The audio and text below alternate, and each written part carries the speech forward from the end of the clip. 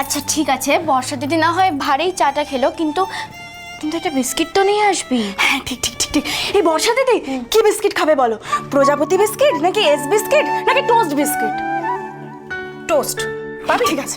হ্যাঁ যা দৌড়ে নিয়ে আয়, তাড়াতাড়ি আসিস, চাটা কিন্তু ঠান্ডা হয়ে যাবে। একদম একদম। যা। সত্যি মিনু, এটা একটা মুক্তির জগৎ, দারুণ আনন্দ আছে এখানে। আজ বুঝতে পারছি মেজকা এখানে ঘন্টার পর ঘন্টা কি করে থাকতো। আমি না মাঝে মাঝে এখানে চলে আসবো জানিস। অবশ্যই আসবো, আমি যখনই ওয়ার্কশপে আসবো তখনই তোমাকে সঙ্গে করে নিয়ে আসবো। আচ্ছা মিনু, তোকে একটা কথা জিজ্ঞেস করবো। অনুমতি কেন নিচ্ছ বর্ষা দিদি? বলো না, কি বলবে বলো। আজ সোমের বউ হিসেবে তুই না থেকে যদি জাহ্নবী থাকতো, মানে সোমের লাইফ পার্টনার যদি জাহ্নবী হতো, তোর কেমন লাগতো?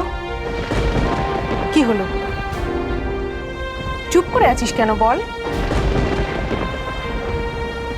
এর উত্তর তো তোমার অজানা নয় বর্ষা দিদি। ঠিক, এবার তাহলে আরেকটা প্রশ্ন করি। তোর বদলে সোম যে স্বীকৃতি পায়, সম্মান পায় শিল্পী হিসেবে, এটা কি তোর ভালো লাগে? বর্ষা দিদি তুমি এসব কি কথা বলছো? না, জানতে চাইছি, তোর যে শিল্প তারও তো একটা অনুভূতি আছে। যতই মাটি বাঁশ খড় দিয়ে এই শিল্প তৈরি হোক না কেন, তুই তো তাতে তোর নিজের প্রাণ থেকে প্রাণ দিস। আর প্রাণ যখন সেই শিল্পের আছে, তখন তার একটা মনও আছে। বর্ষা দিদি দেখো, তুমি এসব কি বলছো, আমি কিচ্ছু বুঝতে পারছি না। আর আর বিশ্বাস করো, আমার এইসব শুনতে একদম ভালো লাগে না। নিজের থেকে নিজে কেন পালাতে চাস মিনু? মিনু, তুই আর সোম যেখানে একে অপরের জাহ্নবী, সেখানে একটা থার্ড পার্সন, তৃতীয় ব্যক্তি, তাকে আমরা কেউ সহ্য করতে পারি না। ঠিক সেরকমই তুই আর তোর শিল্প একে অপরের। সোম সেখানে তৃতীয় ব্যক্তি, সেই তৃতীয় ব্যক্তিকে তোর শিল্প স্বীকার করে না, মানতে পারে না। এ কি, তুই কাঁদছিস? আমি তোকে হার্ট করার জন্য বলিনি Minu, please, I am sorry Minu. আমি শুধু তোকে বোঝাতে চেয়েছিলাম। তোমায় আমি আর মিথ্যে বলবো না বর্ষা দিদি। হ্যাঁ সত্যি, আমারও সম্মান সম্মান পেতে ইচ্ছে হয়, স্বীকৃতি পেতে আমারও ইচ্ছে হয় হয়তো, কিন্তু ওই যে বর্ষা দিদি এই না তোমার টোস্ট বিস্কিট দে। দাঁড়াও, চাটা দিই, এই নাও ধরো তোমার চা। চার মধ্যে ডুবিয়ে বিস্কিট থাকো, খুব ভালো লাগবে, দেখো খুব ভালো লাগবে। জানো তো বর্ষা দিদি, কখনো কখনো কঠিন জিনিসকেও নরম করে নিতে হয় নিজের মতো করে, না হলে সহ্য করবে কি করে?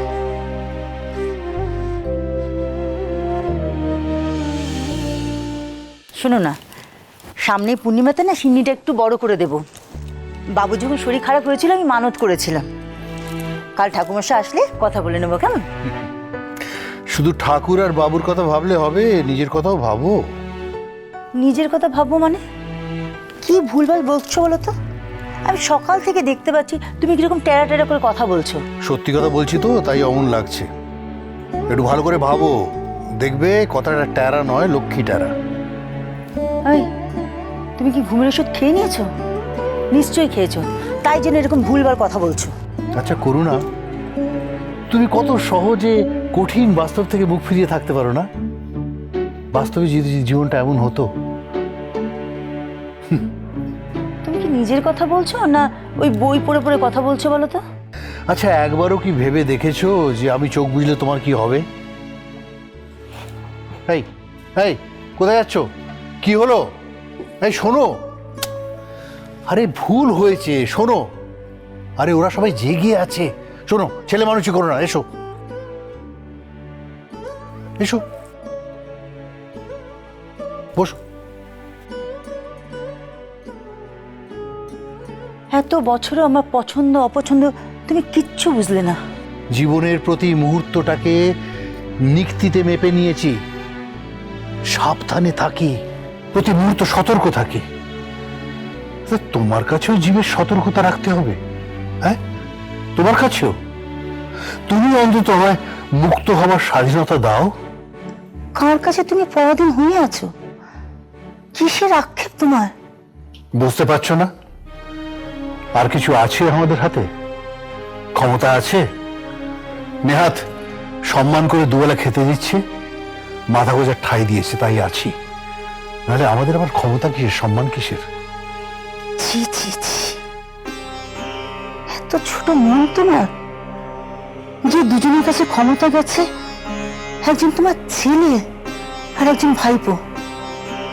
বাবুর কাছে ক্ষমতা গেছে বলে তুমি পরাধীন হয়ে আছো। আর শুন তো জেঠুমনি ছাড়া কিচ্ছু জানি না। হায় রে, আর কত অন্ধ হবে তুমি? হ্যাঁ, যে ভাইপো অনায়াসে তার বাবাকে বাড়ি ছেড়ে চলে যেতে বলেছিল, সেই ভাইপো যে আমাকে বলবে না, তার নিশ্চয়তা কি?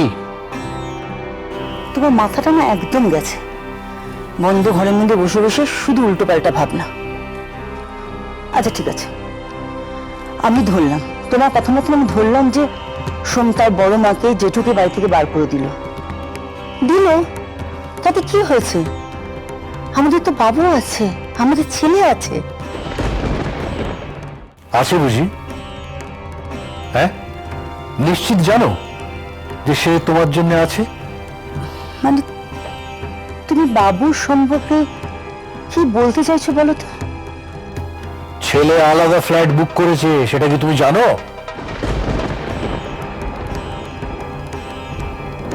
কি? হ্যাঁ, আমি খবর নিয়েছি, আমাকে খবর নিতে হয়। স্নেহে তুমি চোখে কাপড় বেঁধে গান্ধারী জননী সাজতে পারো, কিন্তু আমি তো অন্ধ ধৃতরাষ্ট্র নই। ছেলের ব্যাপারে আমাকে খোঁজ খবর রাখতে হয়। তুমি বাবুর পেছনে গোয়েন্দাগিরি করেছো, এটা কিন্তু ভীষণ অন্যায় কাজ করেছো তুমি। আশ্চর্য, ছেলে তোমাকে না জানিয়ে ফ্ল্যাট কিনলো, সে খবর পেয়ে তুমি ছেলের দোষ দেখলে না, উল্টে আমি তোমাকে খবরটা এনে দিলাম, আমি দোষী হয়ে গেলাম, আমার দোষ দেখলে।